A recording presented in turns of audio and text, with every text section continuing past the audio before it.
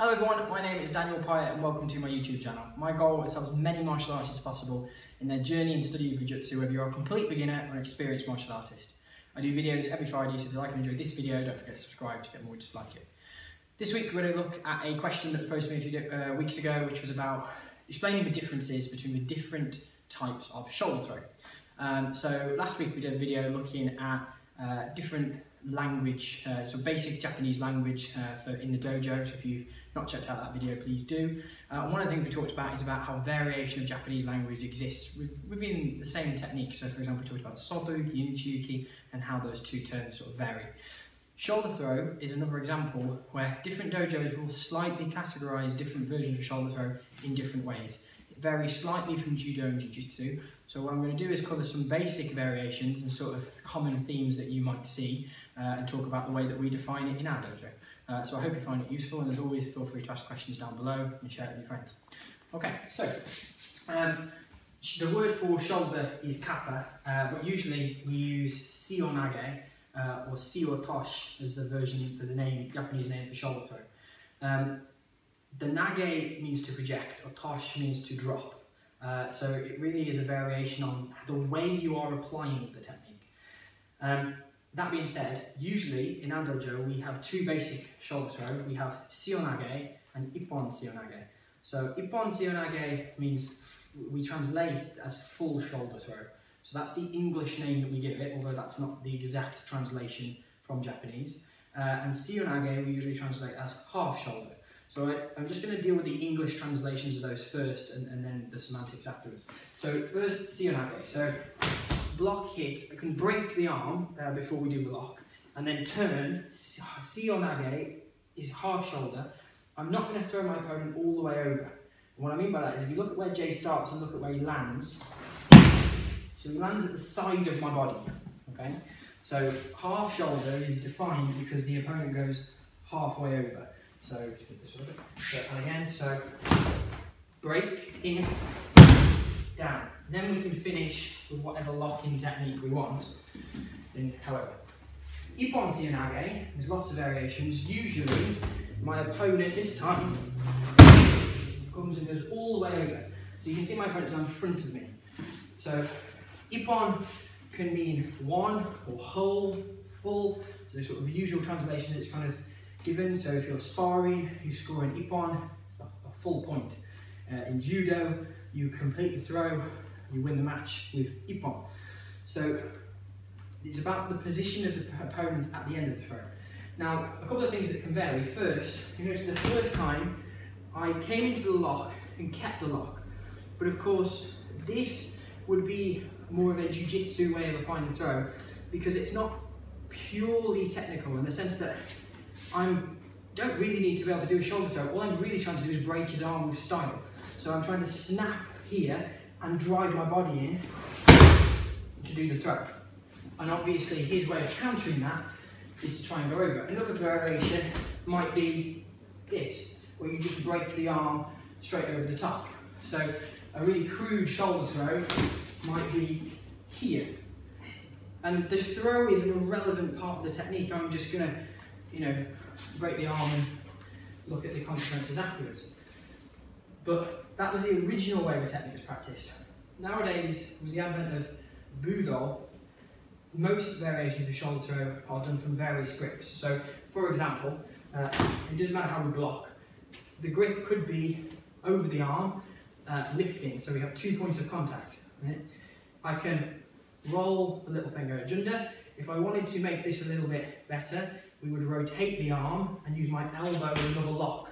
So we're here, and then throw. So, arm on top, in, and then throw. Another variation that's very simple, that some people prefer, is arm underneath. Again, I'm not putting the lock on, I'm just doing the kazushi to here. And I can vary my foot position. Some people would call this technique instead a more sort of exacting definition. So one version for it would be Morote Sode Taiotoshi. Taiotoshi because of the position of the feet. Taiotoshi is body drop, and so the variation of the feet between body drop. So if the punch comes and we do body drop, the position of the feet is here, then we throw. So if I do the same position of my feet for shoulder throw, sometimes people name it in the same way. Morote means both hands. Sode is the lapel sleeve. Then you can have other variations of shoulder throw position. So rather than being here or here, we can take this one. So again, Morote Seoi Nage usually is lapel shoulder throw, but it's two-handed Seoi Nage, one on the arm, one on the lapel.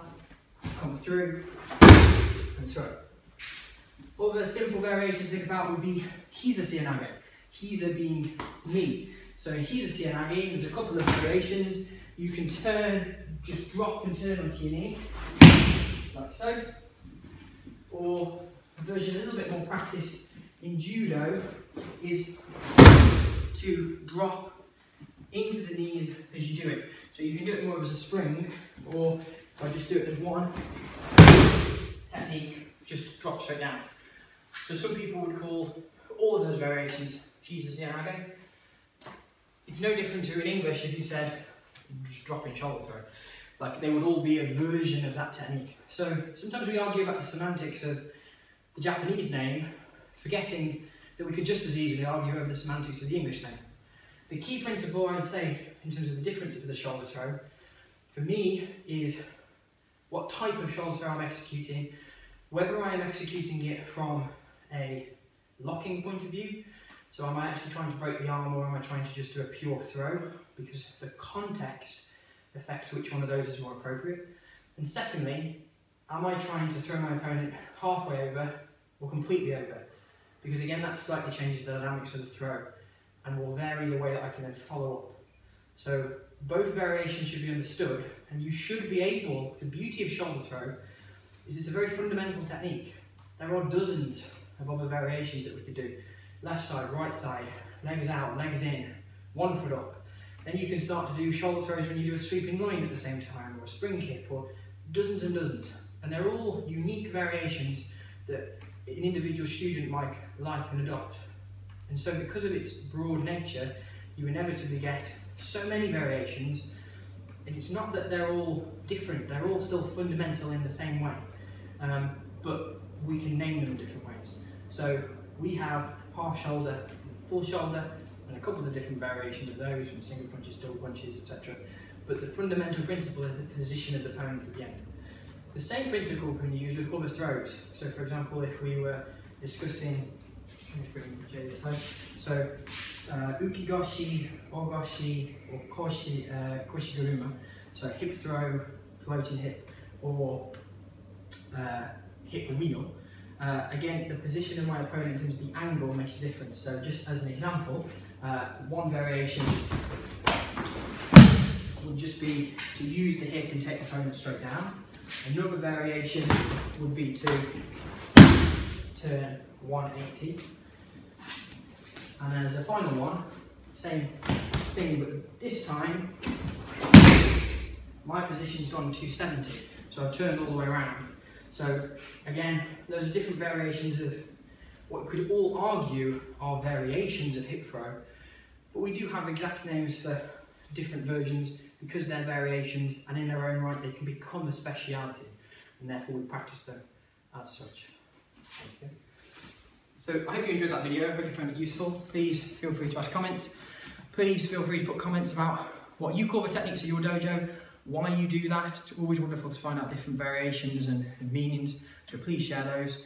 If you like the video, don't forget to click the like button, share it, and don't forget to subscribe. You can check out more of our videos by clicking the links here, here, and here, and you can click the subscribe button by clicking down in the bottom right hand corner. See you next week, guys.